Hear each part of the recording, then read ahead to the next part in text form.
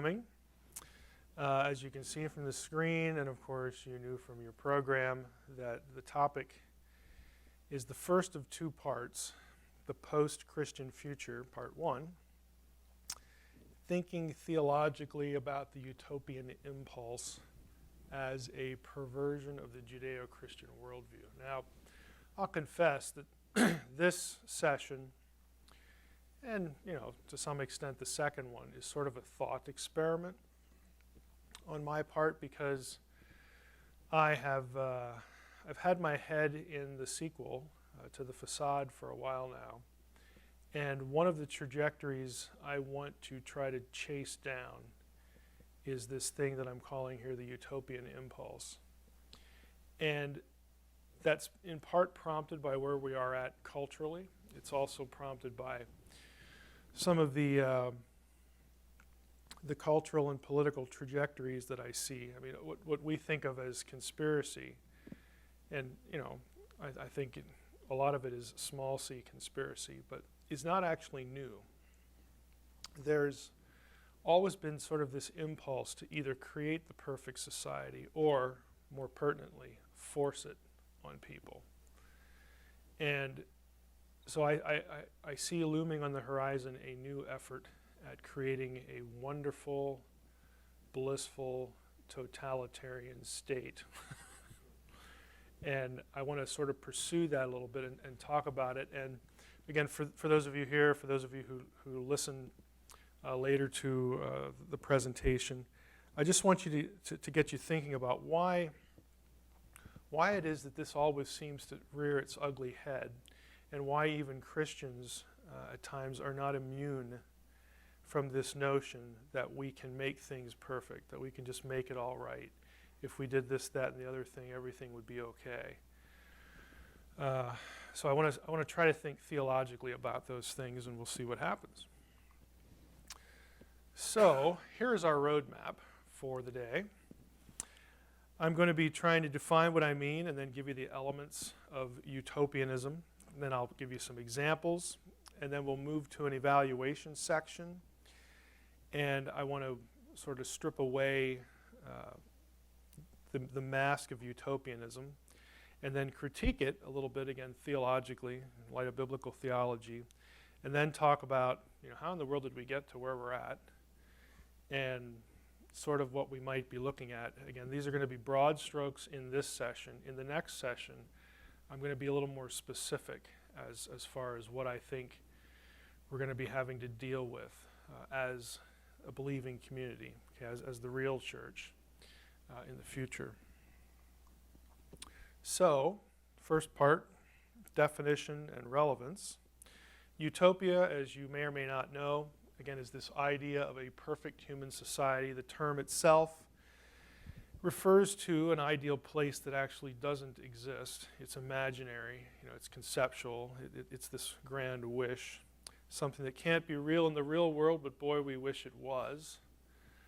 That sort of thing. And again, the breakdown for the term utopia, no place, a good or no place. Again, you'll see it spelled either with the E or with the OU, forming the U in either case, but it actually could have either derivation depending on who's using it. And again, an imaginary world where social justice is achieved, whatever that means, and the means of guaranteeing all that are secure. That's where the control comes in. So that's what we're talking about. And as far as the impulse, what are the elements? I mean, if you are utopian in your thinking, what are you thinking? What are what's in the forefront of your mind? Now, these things are not all present all the time, but they're all important to different utopian systems. So as far as elements, there's typically an ecological element, and that is the idea that we ought to be existing in a harmonious relationship to nature. And the buzzword, of course, today is sustainability. But there's something to do with humanity's relationship to their environment, okay, to its environment. So something to do with nature, the world, the created order. Some would use the phrase creation, of course, and means something entirely different. than what you and I would mean, but again, there's some ecological element typically. There's always an economical element that usually focuses on egalitarian thinking, egalitarian distribution, so that everyone out there is just free from need. Again, we're going to talk about how this is spun and then sort of what the reality always turns out to be. But as we go through these, I want you to be thinking, well, who in their right mind would oppose any of this? Well, in principle, sure, we'd like, we're not in favor of, hey, who all out there wants to rape the environment and pillage natural resources? I mean, nobody's going to say, yeah, let's go at that. And, we wouldn't say, well, my optimal view of things would be that lots of people don't have enough to eat. So there we go. I mean, nobody's going to say something like that. So it's easy to sort of float the idea, but then where the rubber meets the road is always, well, what exactly does that mean and how is it accomplished? Other elements, political, again, this ambition for world peace, again, who would want world war or lots of war?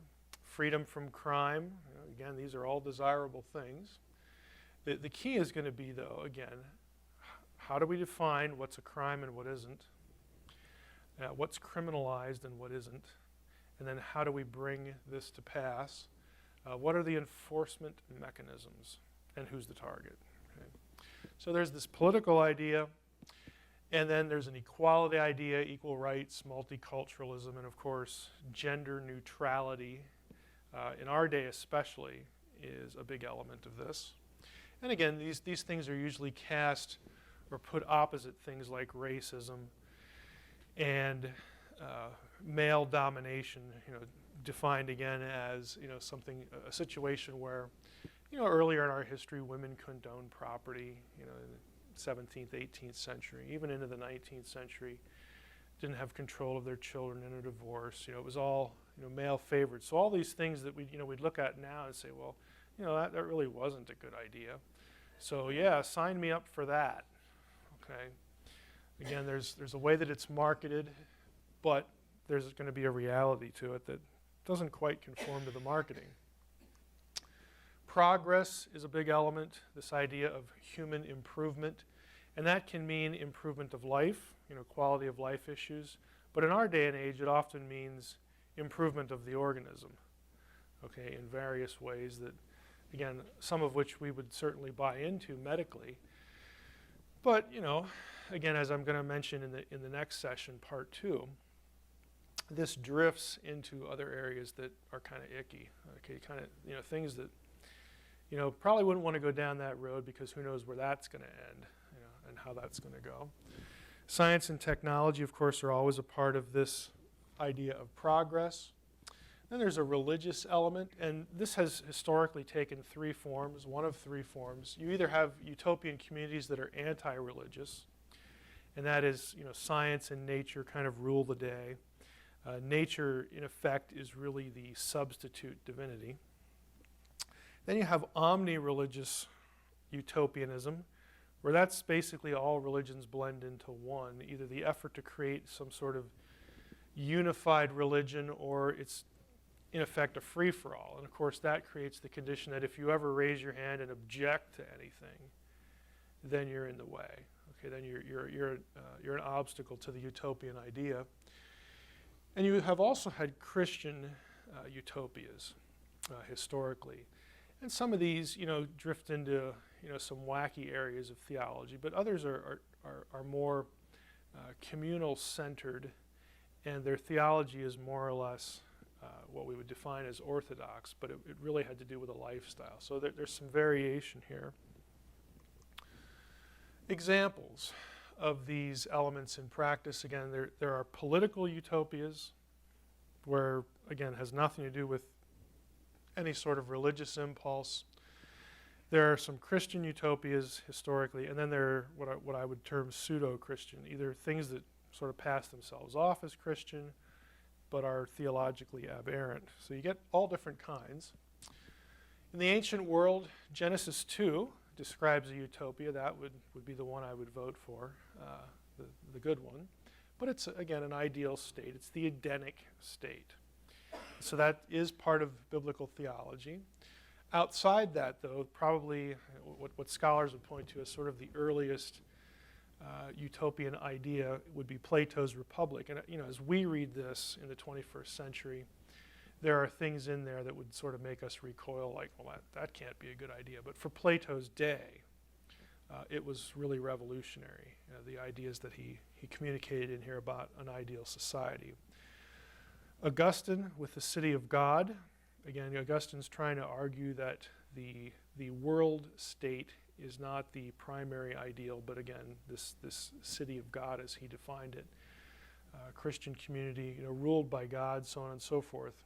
And regardless of what you think about Augustine, a lot of what he says in here could fall into the sort of innocuous or theologically abstract category. But a lot of his thinking was used later to legitimize the Crusades, for instance. We have to bring in the kingdom. We have to make the world, our part of the world, we have to make it Christian. We have to make it the kingdom of God. And so that didn't end really well. So it's an example, again, of, we realize that the papacy, of course, is motivating a lot of the Crusades, and it was largely political, but again, it was sort of baptized, using the ideas of Augustine and others. And it just went off in a misguided direction. And I would say in many ways it was misguided from the beginning. 16th century, Calvin's Geneva.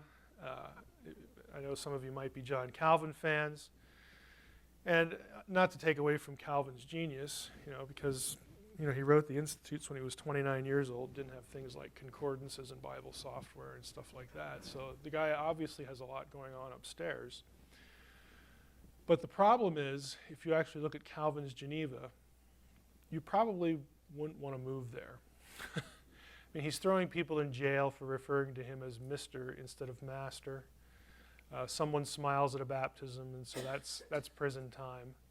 And there are all sorts of things that if you read through the history of Calvin's Geneva, it had the feel of an attempted utopia, a theocratic state, run, of course, by Calvin.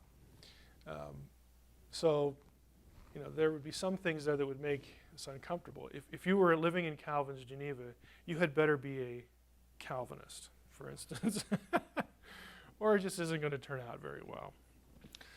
Thomas More, Utopia. This is where the term really entered the regular discourse with More's book. More again is casting this imaginary idea, in part as a critique, for what he saw politically going on around him. But all of these literary attempts, I think are worth reading because on the one hand, they show you what the person's thinking, and boy, wouldn't that be wonderful, and then you turn the page and you get into enforcement. All of them require power. They require power structures to make this work. Because guess what? People are not robots. And no matter how good you make it sound, at some point there's going to be dissent. So what do you do with dissent? Well, we can't have dissent because this is utopia. We have to eliminate that. 17th century, we get Thomas Hobbes with his famous book Leviathan. Again, and this is the book that really focuses on the empowerment, the power situation of the state over people, again, to enforce this sort of perceived ideal community. Francis Bacon, The New Atlantis is really an important book. This one has a significant influence in the United States and America. Because, again, there were many, and it wasn't, you didn't have to be sort of a dyed-in-the-wool Freemason to think this way, but there were many, who would have been outside Freemasonry and just sort of in the Enlightenment discourse that would have looked at America as the new Atlantis. Again, this is the new utopia. We come here to get away from monarchy, to get away from the social ills that we see in Europe. And we get to basically start over. And we get to reimagine what communal life should be, what the ideal state would be. And, when Bacon writes New Atlantis about this imaginary place somewhere else, outside of Europe, that people go to and really start this thing called civilization over again. When people, when America's discovered, of course, by Bacon's time it was known, but when people start to migrate in serious numbers to North America, this is what they're thinking. This is the new Atlantis. This is the great country, the wonderful, country where we get to actually conduct these experiments, in reimagining what life should be like, what the state should be like. 18th century, the Shakers. I'm from the East Coast. I'm from Pennsylvania originally and grew up near the Shaker area, the Shaker community, and the Ephrata cloister. In fact, my first daughter was born in Ephrata, not at the cloister. But the Shakers were a Christian community. So was the Ephrata cloister. But again, Christian. Again, there would be some things going on there that you would sort of would raise an eyebrow, or you might not recognize as Christian. But again, ostensibly, they were not atheists. Certainly, they were not secularists. They're trying to do Christian things. They tend to be very strict in terms of celibacy. I don't think there are any Shakers left anymore. Again, celibacy was part of the problem there. I think the last Shaker died like in the 1990s or something like that. I mean, you can still go see the community, and then of course the cloister. The cloister has more connections with transcendentalism and some of the quasi or overtly kinds of occult things later on in its history. But again, it's not exactly where it began. So you have, again, these sorts of early attempts at let's go over, we create our own community, we share our own goods in common, we have our own rules for the community, that sort of thing. We separate ourselves, we isolate ourselves from the mainstream way of doing things. The Enlightenment contributes a lot to, again, utopian thinking. The Enlightenment, of course, terribly important. Again, the age and elevation of reason, human reason. Well, if you're in Europe and, again, you've been living with centuries of monarchy and you don't like aristocracy and you see all the abuses there, the real, strict division of classes and economic states, and you think, boy, we ought to be able to do this better. That we ought to be able to think for ourselves, and we ought to have checks and balances in our government. We ought to have power divided among many, and all these political ideas we're familiar with that actually are sort of launched in the Enlightenment. Well, they launch movements. Of course, we have the American Revolution, which I have listed second here, but chronologically it preceded the French Revolution. The American Revolution was, a violent revolution, but as far as the transition of power and the establishment of power within the community, we had peaceful transitions, from presidency to presidency and so on and so forth. This is why after Washington left office, people were really nervous. Is this actually going to work? It was a big deal that he stepped down after 2 terms. That established the 2-term tradition. It was not written into the Constitution initially. That had to come with an amendment, but when you had the transition to a new leader and the election was really close, like a couple electoral votes, is this going to erupt into chaos and that sort of thing? And it didn't. Now, the French Revolution is quite a different story. What's going on over there? It was on the one hand, we had a guy like Thomas Jefferson over here who was a Francophile. Everybody knows that. And he was on he thought the revolution was great in France until, this isn't like the internet where you get instant information about what's really going on over there. So gradually he starts hearing about, children being guillotined and stuff like this, and Robespierre and all this, and he's like, well, boy, that's just not really a good thing. I mean, so eventually, it becomes distasteful even to somebody like Jefferson, who was like all things France. But again, both of these things, even though they sort of worked differently and took divergent paths, were fueled by the Enlightenment ideas, again, of building the ideal, the ideal state, where everything's fair, everybody has enough, that sort of thing. 19th century, again, we get Second Great Awakening. I think actually this contributes to utopianism as well because of the rise of post-millennial thinking. And that is, we need to bring in the kingdom so that Jesus can come back. That's what post-millennialism is. Now, post-millennialism in the 19th century was a big deal because, again, you know, we have this, it's hand in glove, or it works in tandem with populism because of the Industrial Revolution in the 19th century. And the way that industrial revolutions typically work is that wealth, and of course with it power and political influence, comes into the hands of a few, again in the merchant class. I'm thinking of people like J.P. Morgan, Kay Vanderbilt, Rockefeller, Andrew Carnegie. This is the era for that.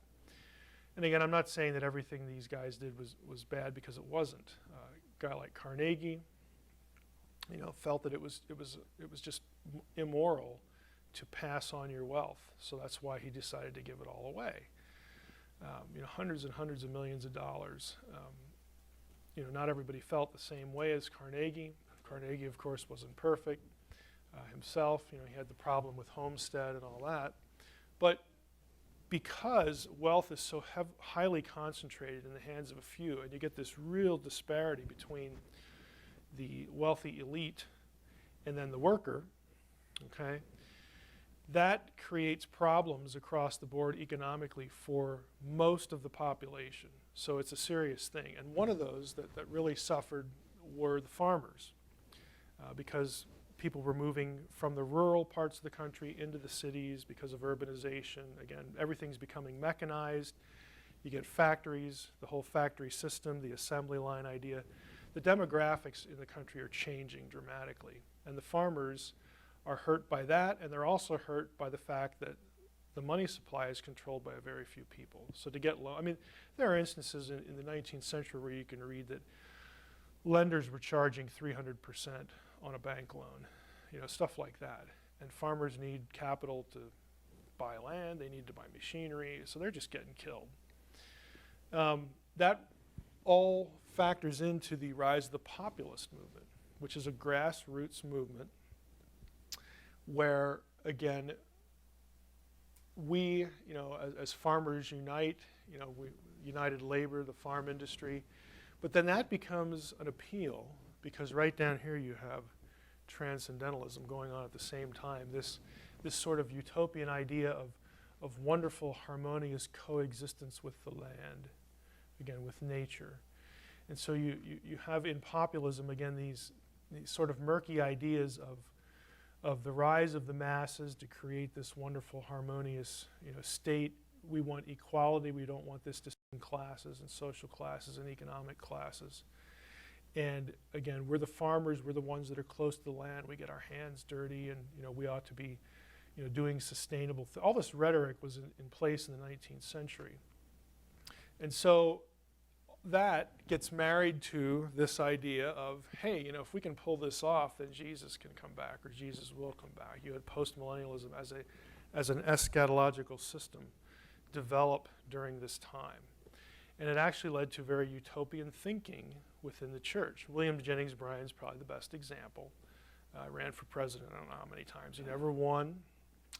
Obviously, probably more famous for the Scopes trial later on. But again, he was a significant figure in this whole era. Charles Finney, okay, again, post-millennial thinking. It was a big deal. Transcendentalism I've mentioned, again, Walden Pond, Henry David Thoreau, the Alcotts, Walt Whitman, all these people. This was a more, and I'll use the term pagan approach. And what I mean by pagan is, paganism is at heart is about worship of the earth. You know, it's about this swap out for a personal, transcendent deity.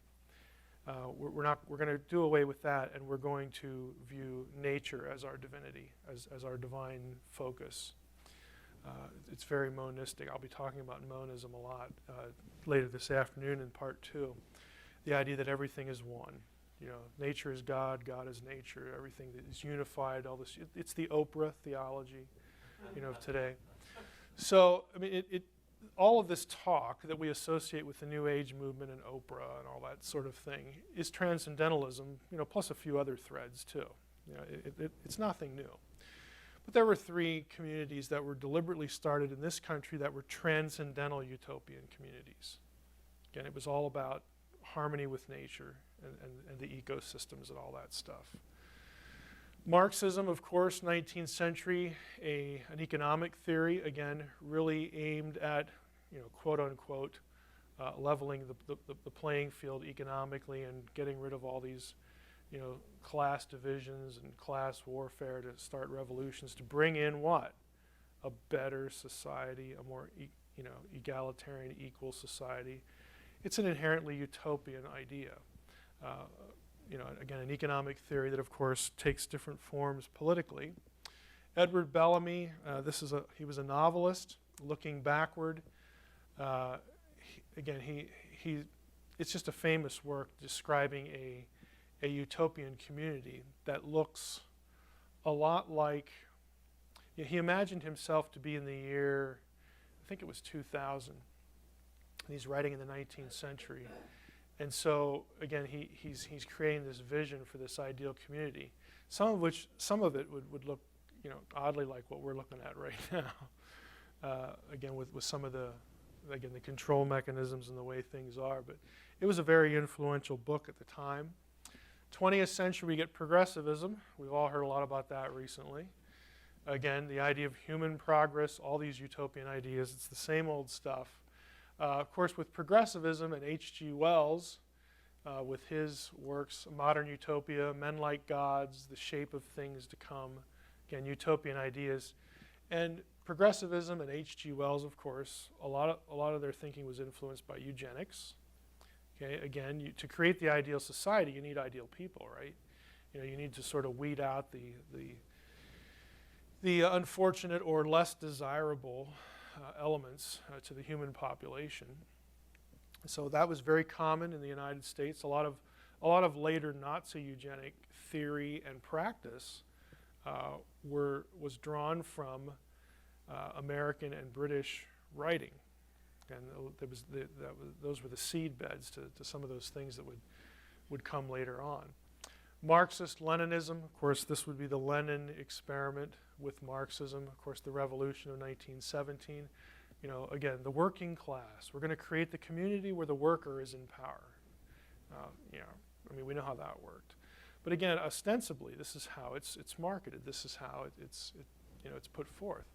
Huxley's Brave New World was a critique, and some would say a parody of H.G. Wells's utopian visions, because if you've ever read Brave New World, it's sort of the world without pain, really the world without any sort of trouble.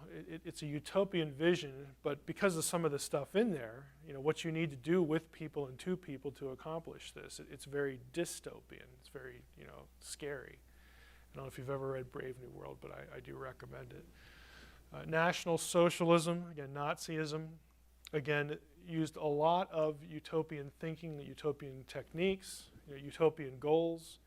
They tied race to it, specifically in certain ways. There were certain occult threads that drove their view of the different races. Again, all of these things have more than one thread, but they're all attempts at creating the perfect state. And of course, the perfect state is always in the mind and the eye of the power holder, okay? The one who gets to define all that. Communism, another example. George Orwell, again, Animal Farm in 1984 are obviously critiques of this. 1984, one of the scarier books I've ever read. If you've not read 1984, well, I was going to say I recommend it, but in this day and age, maybe not. It might put you out on the ledge. Somebody'd have to talk you off the ledge, because a lot of 1984, you could see, man, you could just implement this really with a snap of your fingers today. But 1984 is really, frightening. And Animal Farm is in its own way as well. again, I recommend both of those. Atlas Shrugged is also a utopian element, even though that's popular with a lot of conservatives. If you've read Atlas Shrugged, and I enjoyed the novel, but I recognize that the author is an atheist, and a lot of her, Ayn Rand's, thinking is certainly contrary to good theology. It's an entertaining read, even though it's 1,000 pages long. It's very clever. But Galt's Gulch is a perfectly utopian community. Okay? If you've ever read the book, you know that. Hippie movement, the 1960s, again, bringing in the age of Aquarius, where everybody's equal and there's no war and all this stuff. Again, the themes are familiar. Of course, the American left, as we know it, grew out of that. And you also have right-wing religious cults. That they're, again, it's utopianism, but just from a different trajectory, a different angle. So, again, none of this is really news, but I wanted to show you some examples anyway, just to sort of put it in your mind of what I'm talking about. Let's talk about what's really behind it. Now, the utopian impulse, again, pre-20th century, again, this is how it's sold, this column over here. And really the modern reality as we've experienced it in the 20th century, and as I believe we will keep on experiencing it in the 21st century. So over here, here's how it's sold. Here's the marketing. Oh, sustainability, shared resources, plenty for everybody, freedom from need. And of course, over here, that means that food is under state control. That's the only way you can accomplish this today. Okay, you have to have the food supply under control. And that means, and it explains why, and I'm hoping a lot of you are aware of this. If you want the copy of the slides, by the way, so that you can get to this link, we're not connected to the internet here, but that link will show you, I think, half a dozen, 7, 8, 10 ways that already the food supply is being really controlled. And things as simple as the family farm are being defined in such a way that they're being criminalized. Okay, this is not accidental. It's not that. I'm still willing to say. I realize there are a few people who absolutely know what they're doing here, but there are a lot of legislators that are frankly clueless in a whole number of areas, and so they think that. I'm doing a good thing by voting yes for this because we don't want people to get sick and on this farm where, things are not controlled and there's no FDA and all. I mean, they think they're doing the right thing, when what they're really doing is they're putting structures in place that will disallow anyone the right to feed themselves. Again, it puts food under state control. There's a movie called Farmageddon. A documentary. Again, that one you might have to be talked in off the ledge, okay, after you watch that. But again, it's this sort of thing, again, what's happening legislatively. But you have to have this to make this work today. So, food, of course, the Henry Kissinger quote that food is a weapon, of course, is sort of famous or infamous, because we've actually done this, in the Korea and the Vietnam, situations, where part of the strategy was to keep the populations from getting food. I mean, that was just a tactic. So there's population control, there's deliberate shortages. Of course, if you control the food supply, you can put additives in there. You might also want to watch a film called, let me see if I can remember, I can see the cover here in my head, Demographic Winter. Okay, it is an absolute utter myth that the population is growing too large. The reverse is actually true. And again, this is me. This is Mike Heiser. This is Mike Stick in the Mud Heiser, okay? I am not given to exaggeration. I don't do my research on Billy Bob's website, okay? I do peer-reviewed stuff. And you watch Demographic Winter. They're real scholars, they're real specialists in the fields, and it's very easy to document that we in the West are undergoing a dramatic demographic shift just by, it's just a numbers game. That's why it's called Demographic Winter. Europe does not have the birth rates to sustain its population. we are right on the edge. There are 5 or 6 European countries that are actually under the demographic number required to sustain its own population. Now, the only communities that aren't conforming to that within Europe and within the U.S. and in other parts of the world are the Muslims are the big ones, because it's part of their, it's both part of their religion and part of their political outlook to have big families. In the West, because we're civilized, and we have things like abortion. By the way, demographic winter is the hidden cost of abortion. The victimless crime, it is the hidden cost of abortion. And the people in the documentary actually go through that. How abortion has led to this situation where we cannot sustain our population. So, it gets into all sorts of stuff like that, but there are these shifts going on. And part of that, the reason that made me mentally rabbit trail, is this additive thing.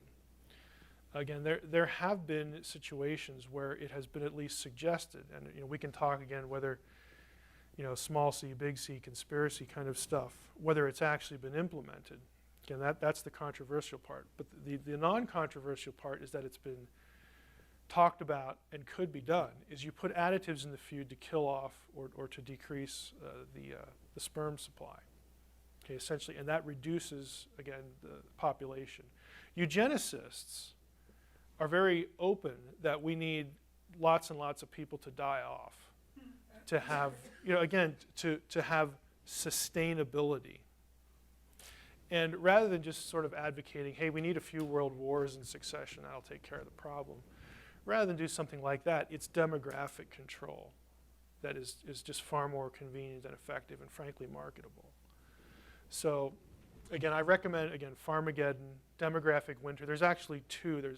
Demographic Winter has a sequel to it too. It's not exciting.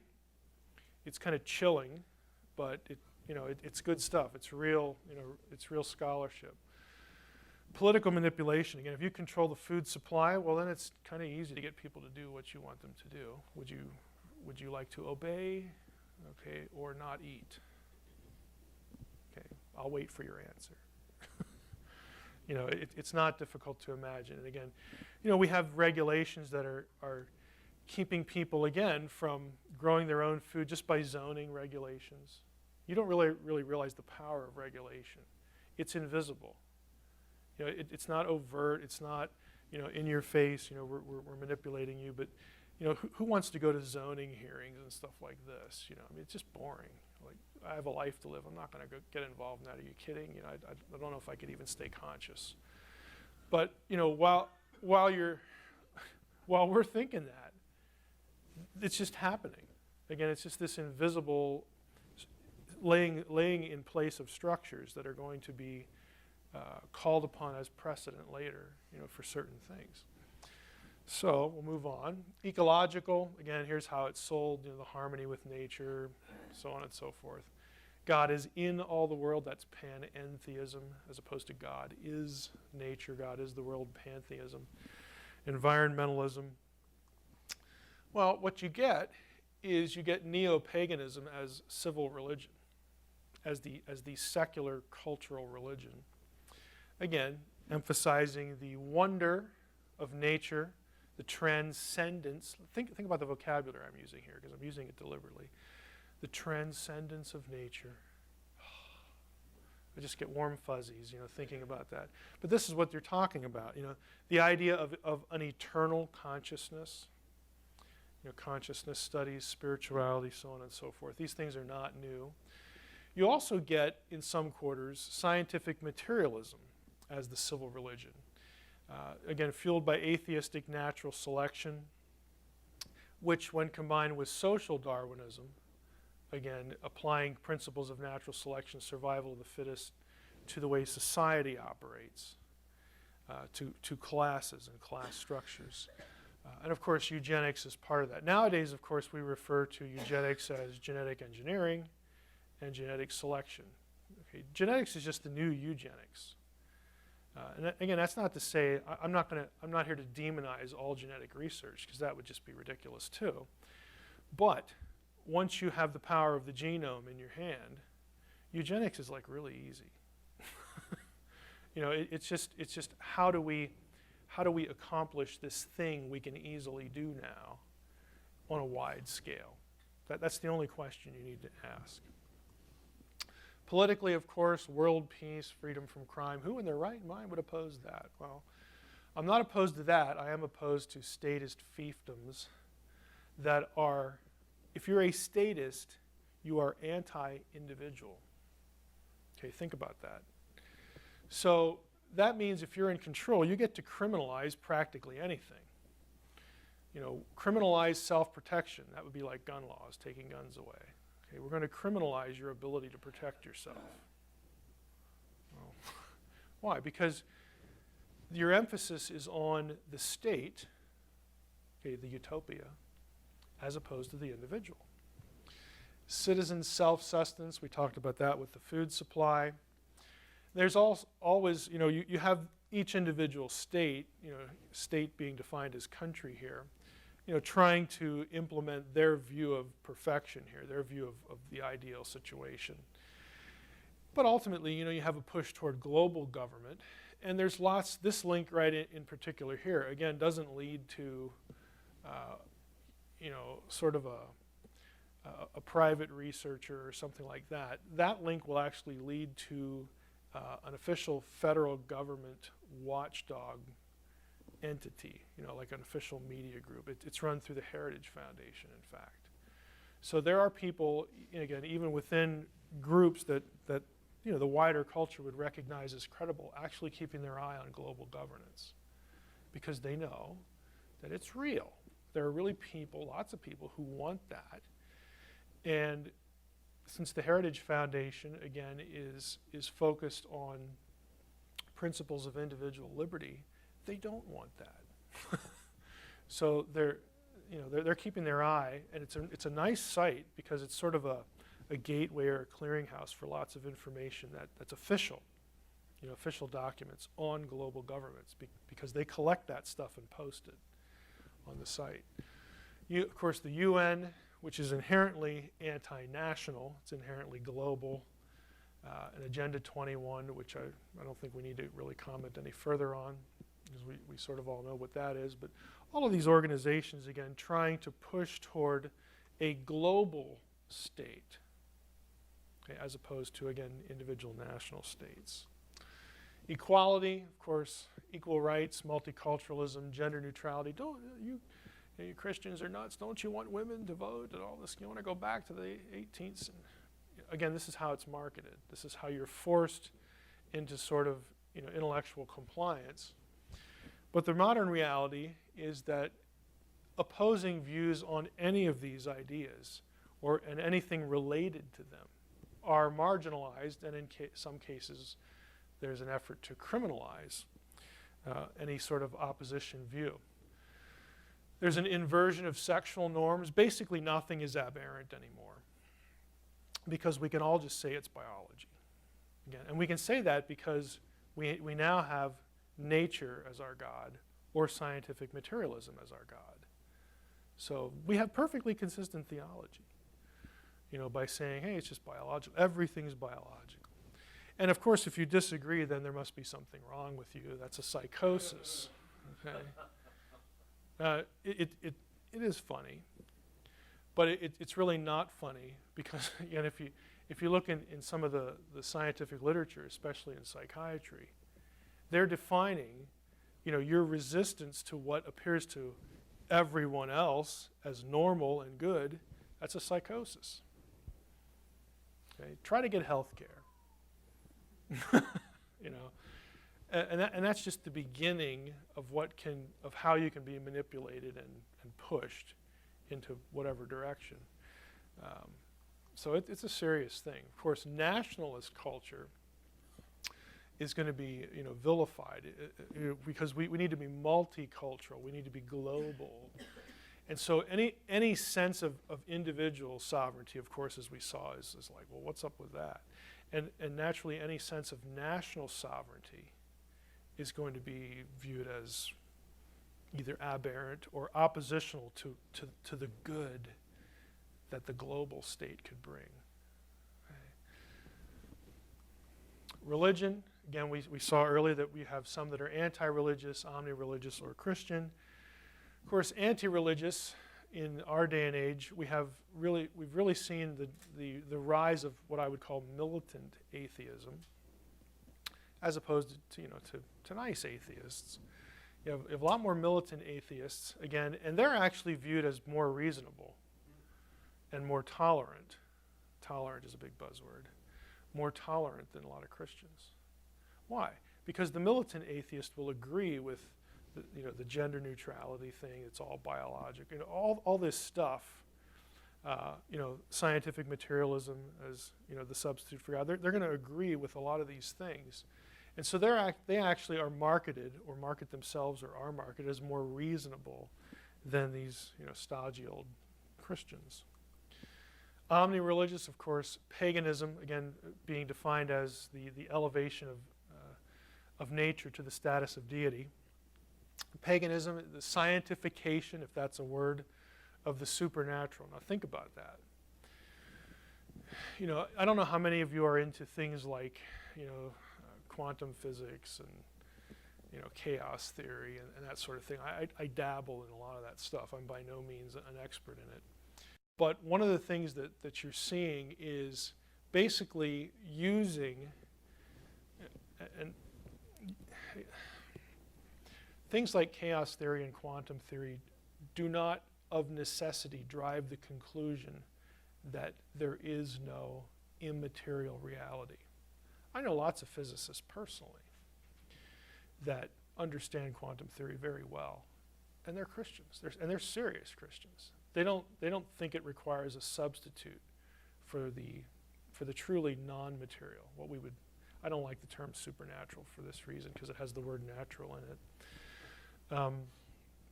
But it's not a necessary conclusion. However, there are lots of people who will use the quote-unquote new physics to basically attach a natural explanation to everything you thought was supernatural, everything you thought was immaterial. And if it's all material in some sense, then it's all natural. It's nature. Here we are back again. Intellectually, we complete the cycle to substituting nature, the created world, for the creator, blending them. That's what monism is. Okay?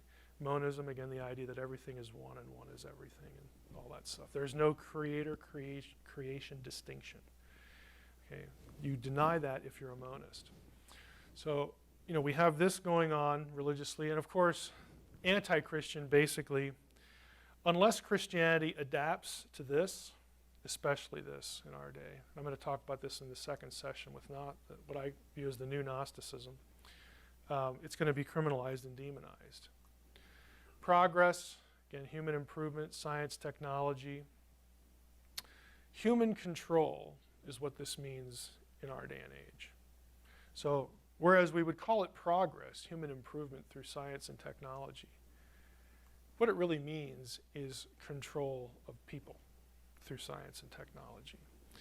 We have information control. In other words, we'll fill your head with what it needs to be filled with.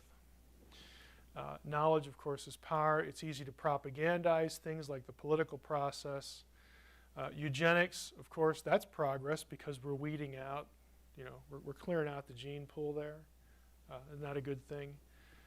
Police state, we have to have a police state to enforce progress. Commerce, of course, comes under state control. I mean, basically everything you do, if it's viewed as being an impediment to progress, then it needs to be controlled or eliminated. Okay, one of the two. I mean, we have to be able to keep the progress going. We don't want progress to stop. Now, utopian impulse as a biblical perversion. And this is where your handout comes in. I'm going to go through this quickly, and I'll tell you what the handout supplements. Here are the fundamental myths of utopianism. The idea that humans are perfectible. Okay, that's a myth. It either on an individual level or a corporate level, it ignores, again, human capacity for evil. It ignores, the condition of the heart. But it's a myth that drives utopianism. The other myth is that you can force human perfectibility. That just isn't going to work. So enforcing an Edenic state, in other words, it would be Eden by human effort. Eden created by a ruling human elite. Again, this is mythology. So human utopias require total control, and they are ultimately dystopias, the opposite of what they claim to be. I would say this is all contrary to a Genesis theological narrative. It's contrary to the meaning of the divine image. Of course, if you've read any of my stuff, you know what my views on the image are. The image is not a thing put in you. It's not a quality. It is a status. It's a status that utilizes the qualities we have as humans. But if you say the image is a quality, then I don't know why you're anti-abortion. Okay, at least prior to brain formation. Because you have no theological argument then. If the image of God is a qualitative ability, I'm sorry, but the single-cell zygote after conception does not have any of that. So if that's your definition, you're in a lot of ethical deep water there. And it would be easy to, undermine your view of abortion. So my view is actually based on a point of Hebrew grammar, which I won't get into here, but the image is a status. We are created as God's imagers. We are to be him. We are to represent him. That's on an individual basis. So inherent within the image idea is the idea of freedom, free will, and individuality. It just goes with the program. Okay? It reflects what God is. Evil and the shared image, again, there's a reason why there are plurals in Genesis. Again, because we are created in God's image, we have free will. Free will is an absolute necessity because it is a communicable attribute of God. If you were not free, if you could not make legitimate moral free will decisions, there is no way you could be like God. And that's the point of the image. You're like him. You would be a robot. God is not a robot. God doesn't share the attribute of robot ability. Okay? It's just nothing like that. It's essential. And so, again, we have this idea of being able to make a decision, that there's freedom here. And of course, that also means that we're going to have evil because people are going to choose poorly. Genesis also democratizes the image. Let us create humankind in our image. Okay? That language in the ancient Near Eastern world is unique because the only people who represented God in the ancient Near Eastern world were who? The ruling elite, the kings. This is why they were conceived, and I mean that metaphorically. They were considered to be either divine offspring or put in their positions by the gods. They were the gods' representatives. Genesis says, no, it isn't just for ruling elite, it's everybody. Everyone is an imager, every human being. And that's very contrary, again, to the utopian idea because, again, we have to have these power brokers. You always have to have an elite to enforce the utopia. Human imperfection and mortality, again, that is part and parcel of what we read in the Genesis narrative. We are imperfect. We are mortal. We are less than God. We are not gods.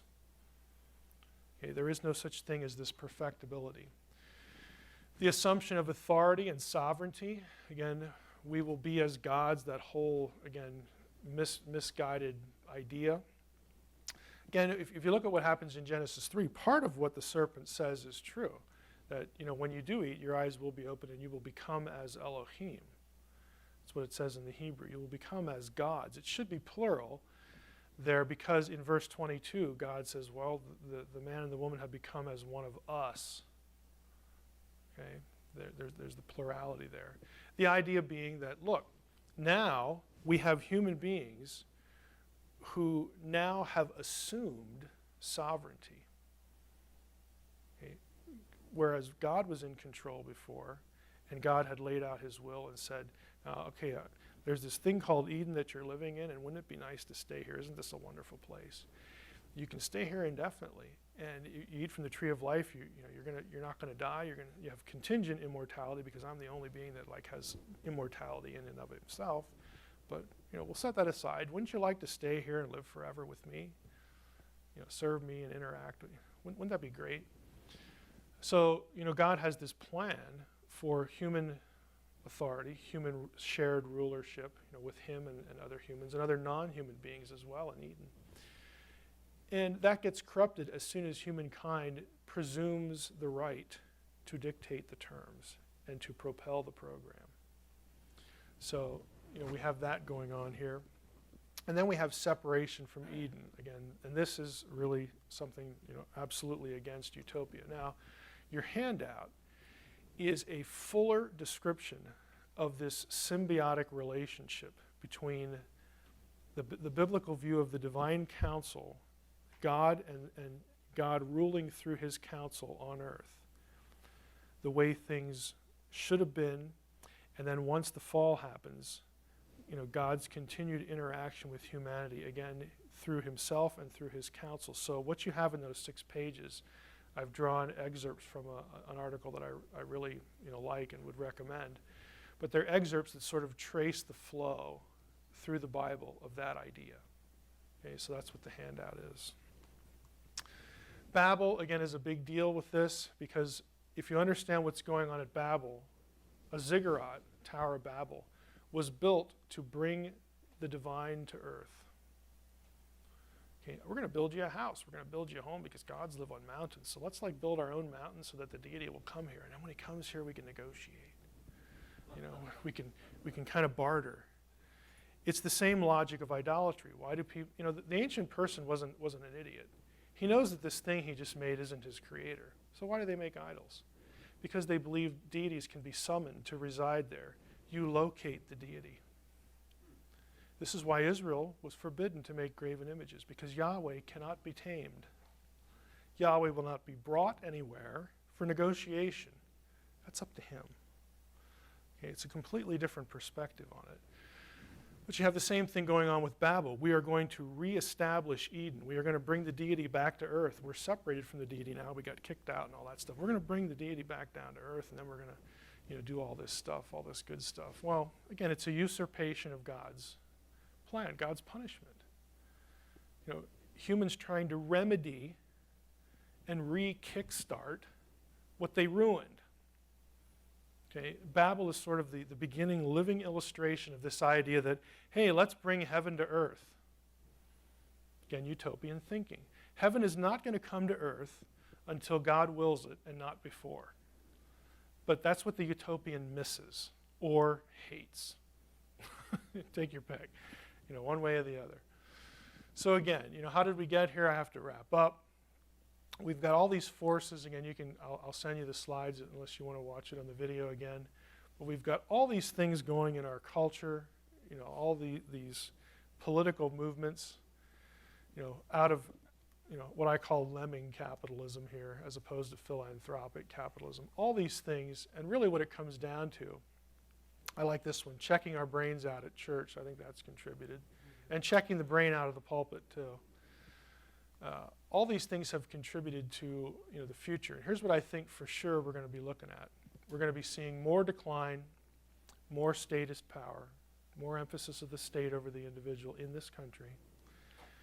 Technocracy, all these mechanisms used again to control information, to control behavior, to control the population.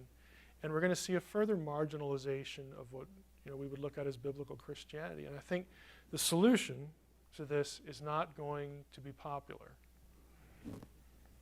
But this is the proven solution. And that is the church has to be willing to suffer in this generation for the next. It worked the first time. There were 13 people who pulled this off. 12 apostles and Paul. Okay, they won. It worked. But it came at a huge cost. So, I understand we can look at our world and go, what in the world are we going to do? I would suggest that we do what the apostles did. And that is not going to be easy. As Peter tells us point blank here. Paul, do you think Paul knew what he was talking about? We felt that we had received the sentence of death, burdened beyond our strength, all this stuff, despaired of life itself. But that was to make us rely not on ourselves, but on the God who raises the dead. We thought we were dead, so we'll depend on the God who raises the dead. And it's not a popular solution. It doesn't involve forming militia groups. It doesn't involve, taking the law into our own hands. But it is the tried and true method. It has worked in the past, and I would suggest it'll work again. It's just going to be a generational thing. So we have to be willing to do that. So that is the end of the presentation. If you want to keep up with me, please follow me on Twitter. It's exciting, let me tell you. More importantly, if you want information about the facade, either the special edition or the sequel, please go to the site there, facadethebook.com, sign up on the email list so that you get the alerts and the updates. And of course, my contact information is on my homepage too. So, do we have any time at all for questions? Probably not. We can cut it. All right.